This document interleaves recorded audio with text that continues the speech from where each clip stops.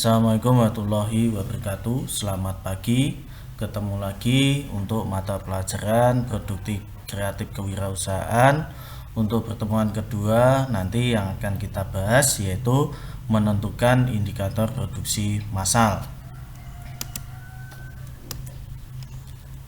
Nah, seseorang wirausaha di dalam menekuni usahanya ini bertujuan untuk meraih keberhasilan sebagai pengelola usaha, di mana wirausaha ini harus dapat mengorganisasi, memanfaatkan dan meningkatkan sumber daya yang tersedia sedemikian rupa sehingga mampu bersaing dan berkompetitif dengan pelaku usaha lain serta dapat memanfaatkan setiap kesempatan yang ada. Nah, keberhasilan ini identik dengan pendapatan. Dengan begitu, pendapatan ini merupakan salah satu kriteria bagi kegiatan usaha, yaitu dapat dipergunakan untuk menilai keberhasilan usaha atau dapat dikatakan keberhasilan usaha, di mana keberhasilan usaha ini adalah suatu kenyataan atau persesuaian antara rencana dengan proses pelaksanaannya dan hasil yang dicapainya. Keberhasilan usaha ini harus dinilai sehubungan dengan pencapaian tujuan, di mana yang dimaksud pencapaian tujuan yang populer itu adalah menghasilkan laba. Nah, kriteria penting yaitu sebagai indikator keberhasilan suatu usaha ini ada 4. Yang pertama adalah kemampuan menyesuaikan diri. Sebagai orang yang bekerja atau memimpin sebuah tim, maka menyesuaikan diri itu adalah kemampuan yang harus kita miliki. Ini akan sangat berguna untuk mengetahui potensi setiap pekerja dan memahami pekerja. Dengan begitu, kita dapat menyesuaikan mereka sesuai dengan bidang keahliannya. Kemudian yang kedua yaitu produktivitas. Produk yang kita lakukan ini haruslah memberi hasil yang baik itu dari segi kualitas, kuantitas daripada produk yang dihasilkan. Kemudian yang ketiga itu adalah kepuasan kerja. Kepuasan kerja yang dimaksud ini tidak hanya kita sebagai objeknya, namun juga termasuk karyawan. Oleh karena itu, pastikan untuk memenuhi setiap hak pekerja agar mereka dapat sukarela melakukan tanggung jawabnya dalam proses produksi. Kemudian yang keempat adalah kemampuan untuk mendapatkan laba dan pencarian sumber daya. Seperti telah diuraikan sebelumnya, laba atau keuntungan yang berhasil yang kita dapat itu memang merupakan sebuah indikator untuk melihat apakah produksi yang kita lakukan ini berhasil atau tidak. Jadi, apakah selama ini setiap produksi yang kita lakukan mendatangkan laba.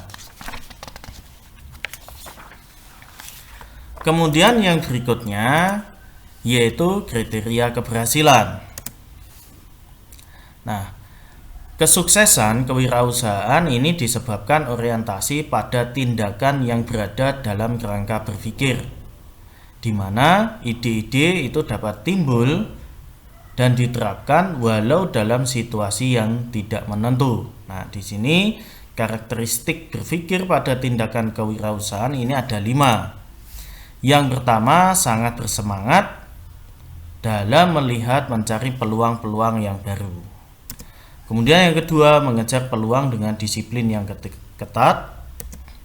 Yang ketiga, mengejar peluang yang sangat baik dan menghindari mengejar peluang yang melelahkan diri dan organisasi. Kemudian yang keempat, itu fokus pada pelaksanaan. Dan yang kelima, yaitu mengikut sertakan energi setiap orang yang berada dalam jangkauan mereka. Itu untuk karakteristiknya. Kemudian ada 8 hal yang membuat usaha atau bisnis ini meraih kesuksesan atau keberhasilan, yaitu yang pertama, peluang pasar yang baik. Yang kedua, keunggulan persaingan. Yang ketiga, kualitas barang atau jasa. Yang keempat, inovasi yang berproses.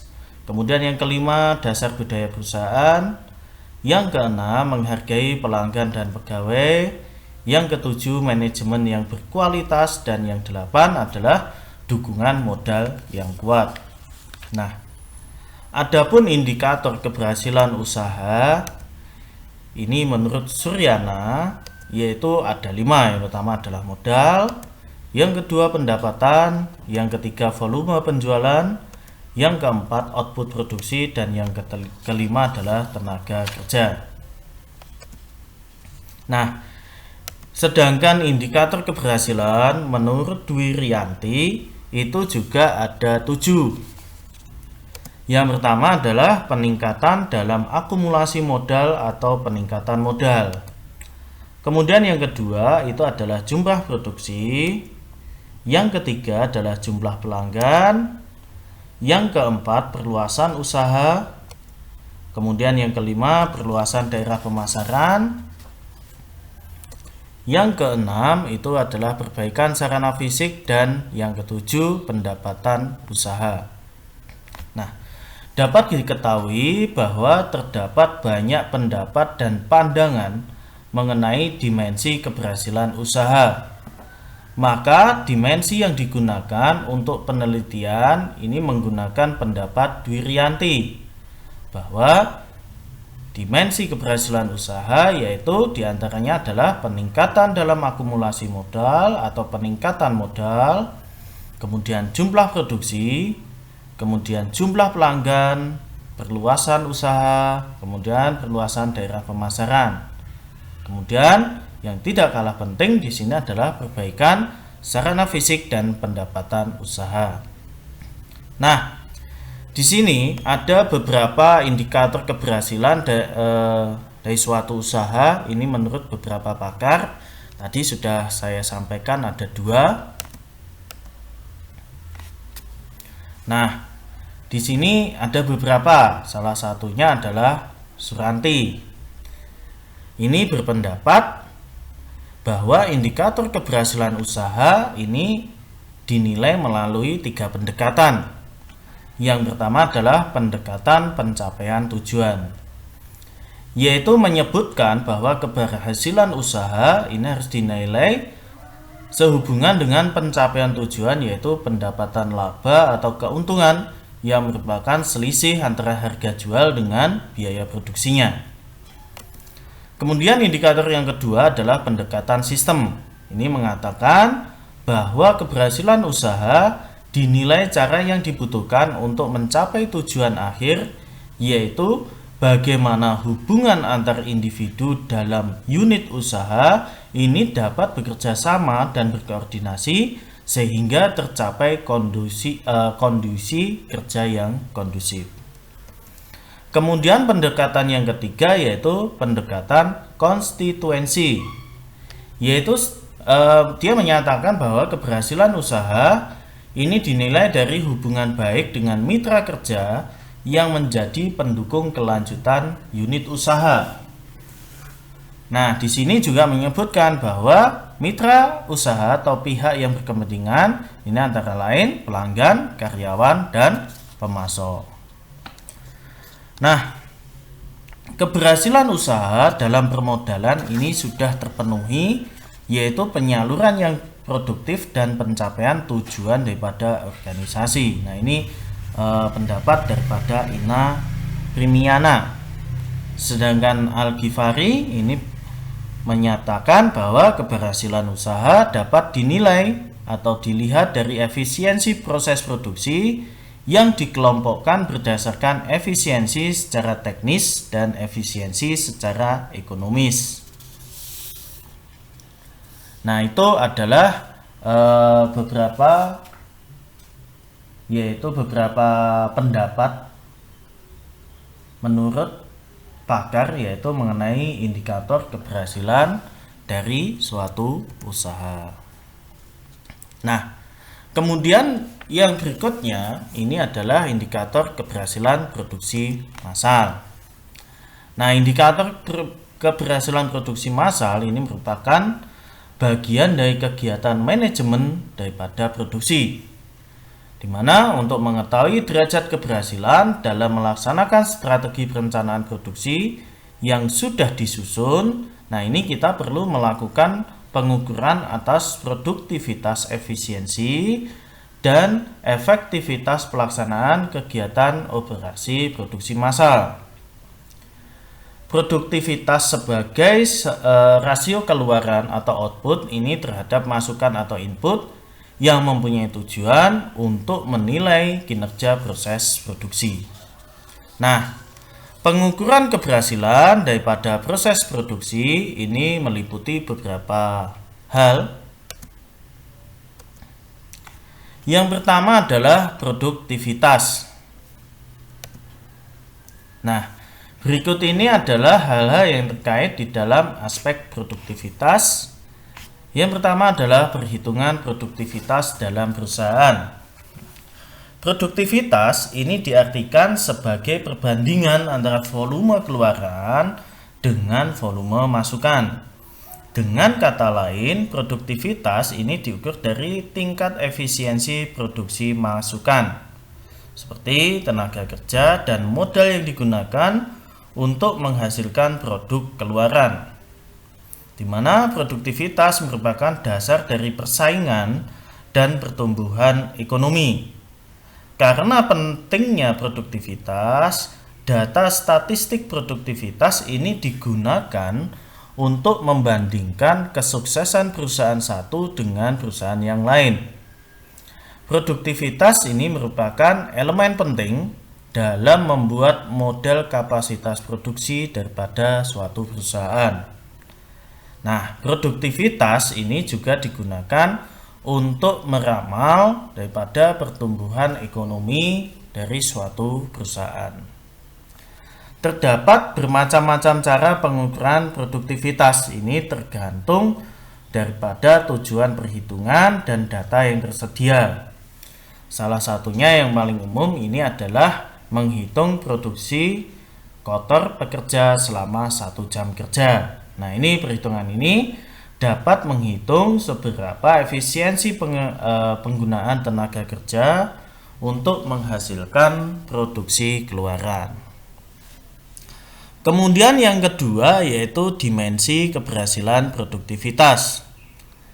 Ini ada 6 faktor utama yang menentukan produktivitas tenaga kerja, yaitu yang pertama adalah sikap kerja, tingkat keterampilan, hubungan antar tenaga kerja dan pimpinan, kemudian manajemen produktivitas, efisiensi tenaga kerja, dan kewirausahaan. Nah, dari dimensi tadi, ini kita memiliki beberapa indikator, di mana sikap kerja operasional ini memiliki indikator sikap dan dalam melayani, kemudian dalam melaksanakan kerjaan, dalam melakukan inisiatif kerja. Sedangkan tingkat keterampilan operasional ini adalah indikatornya keterampilan pencapaian tugas, melaksanakan program, mengevaluasi pencapaian program. Kemudian yang ketiga, dimensi hubungan antara lingkungan kerja dan operasional. Ini indikatornya adalah hubungan kerja dengan pimpinan, kemudian antar bagian, kemudian dengan rekan sekerja. Dimensi berikutnya adalah manajemen produktivitas operasional. Ini indikatornya adalah koordinasi pekerjaan, komunikasi antar bagian, dan tanggung jawab pekerjaan. Kemudian efisiensi tenaga kerja operasional. Ini indikatornya yaitu jumlah tenaga kerja, pemanfaatan tenaga kerja, dan pemanfaatan waktu tenaga kerja. Kemudian dimensi yang terakhir yaitu kewirausahaan. Ini memiliki indikator yaitu kemampuan melihat potensi daerah, kemudian melihat potensi diri, dan melihat potensi organisasi. Kemudian mengenai kapasitas produksi. Nah, kapasitas produksi itu adalah hasil produksi atau volume pemrosesan atau jumlah unit yang dapat ditangani, diterima, disimpan, atau diproduksi oleh sebuah fasilitas pada satu periode waktu tertentu. Nah, kapasitas ini sering menentukan persyaratan modal sehingga mempengaruhi sebagian besar dari biaya tetap. Nah, kapasitas ini juga menentukan apakah permintaan dapat dipenuhi atau apakah fasilitas yang ada akan berlebih. Oleh karena itu, dengan tujuan pencapaian tingkat utilisasi tingkat dan tingkat pengembalian investasi tinggi, maka penetapan ukuran fasilitas ini sangatlah menentukan. Yang pertama yaitu jenis-jenis kapasitas. Nah, jenis-jenis kapasitas di sini ada beberapa, yaitu kapasitas desain. Ini diperoleh oleh suatu desain produk jika desain produk tersebut dialokasikan kepada sumber dana yang cocok. Kemudian yang berikutnya adalah kapasitas efektif. Nah, ini kapasitas yang dapat diperoleh jika dihitung dari efisiensi desain dan sumber daya yang diperoleh. Kemudian kapasitas pemanfaatan, yaitu kapasitas efektif dari produk yang sudah digunakan. Kemudian yang berikutnya mengelola permintaan. Nah, meskipun terdapat peramalan yang baik dan fasilitas yang dibangun sesuai dengan peramalan tersebut, ini dapat terjadi ketidakcocokan antara permintaan aktual dengan kapasitas yang tersedia. Nah, ketidakcocokan ini dapat berarti permintaan melebihi kapasitas atau kapasitas melebihi permintaan. Nah, berikut ini beberapa kasus dalam pengelolaan pengelolaan permintaan. Yang pertama ini adalah permintaan kelebihan kapasitas. Nah, ini jika melebihi kapasitas, maka perusahaan dapat membatasi permintaan dengan menaikkan harga, membuat penjadwalan dengan lead time yang panjang, dan mengurangi bisnis dengan keuntungan marginal. Walaupun demikian, ini karena fasilitas yang tidak mencukupi, hal ini mengurangi keuntungan di bawah kemungkinan yang dicapai. Nah, solusi jangka panjang ini biasanya dilakukan dengan cara meningkatkan kapasitas. Kemudian yang kedua, kapasitas melebihi permintaan. Nah, jika kapasitas melebihi permintaan, ini perusahaan dapat merangsang permintaan melalui pengurangan harga atau pemasaran yang agresif, atau mungkin menyesuaikan diri terhadap pasar melalui perubahan produk. Kemudian yang ketiga, penyesuaian pada permintaan musiman. Nah, sebuah pola permintaan pemusiman atau siklus permintaan ini merupakan tantangan dalam pemenuhan kapasitas produksi.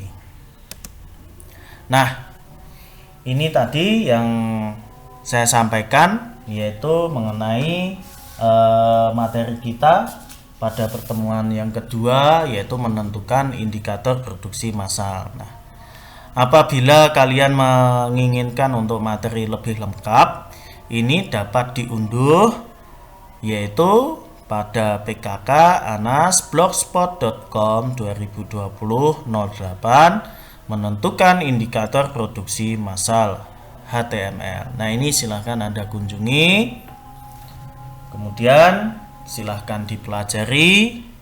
Kurang lebihnya minta maaf. Assalamualaikum warahmatullahi wabarakatuh. Selamat